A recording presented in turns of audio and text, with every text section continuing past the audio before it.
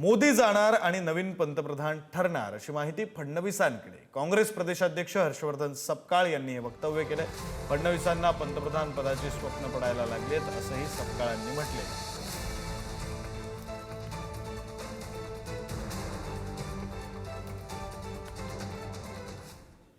देशाच्या पंतप्रधानाकरता जेवढा मसाला लागेल तेवढा जमा करण्याची जबाबदारी त्यांना दिलेली आहे। आणि आता 75 वर्ष पूर्ण झाल्यानंतर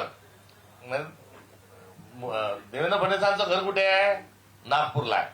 त्यांची पाळंमुळं कोठे जास्ती आहे, त्यांना कुठलं हवामान जास्ती भावलेलं आहे तर ते रेशीमबाग कडून येणारं जे वारं आहे ते त्यांच्या कानावर त्यांच्याजवळ लवकर येतं। त्यामुळे आता मोदीजी जाणार आणि नवीन पंतप्रधान ठरणार अशी माहिती पण त्यांच्याजवळ आहे। त्यामुळे या सर्व ज्या गोष्टी आहेत आणि त्यांचा बोलतानातला जो आविर्भाव आहे हा सगळा बघितल्यानंतर आता त्यांना रात्रीच नाही तर दिवसा देखील पंतप्रधान होण्याची स्वप्न पडायला लागलेली आहे। हर्षवर्धन सपकाळ यांनी टीका केलेली आहे। ते बोलले की रेशीमबागमधून आता निरोप आला नरेंद्र मोदींना, हे राजीनामा देतील आणि देवेंद्र फडणवीस यांना स्वप्न पडत आहे पंतप्रधान पदाचे। कसं बघताय? हर्षवर्धन सपकाळांनी मोदीजीबद्दल बोलताना स्वतःची उंची तपासून घेतली पाहिजे। तर या संदर्भात काँग्रेसचे नेते विजय वडेट्टीवार आणि किशोरी पेडणेकर यांनी काय प्रतिक्रिया दिल्यात आपण काही पाहू।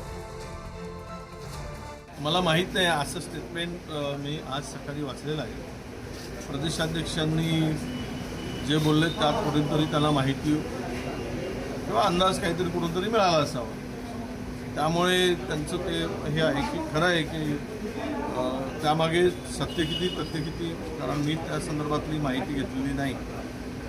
पण रेशीमबागेंच्या नजरेतून पंतप्रधान नरेंद्र मोदी आता उतरले आहेत अशी चर्चा जोरात आहे। 2 वर्ष एकमत होत नाही, म्हणजेच भाजपा आणि RSS मधला वाद हा नावावरून विकोपाला जातो की काय हे चित्र काही आता लपून राहिलेलं नाही, हे सगळ्यांना माहिती आहे। एक ज्योतिषांनी फडणवीस साहेबांबद्दल खूप चांगली भविष्य केली आहेत। लंबी रेस का घोडा वगैरे असं त्यांना म्हटलंय। तर लंबी रेस कुठपर्यंत जाते तर अमेरिकेचा राष्ट्राध्यक्ष नाही तर देशाचा पंतप्रधान।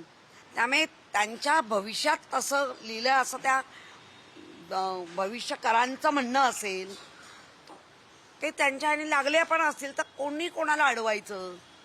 त्यामुळे जर होत असतील आनंद आहे।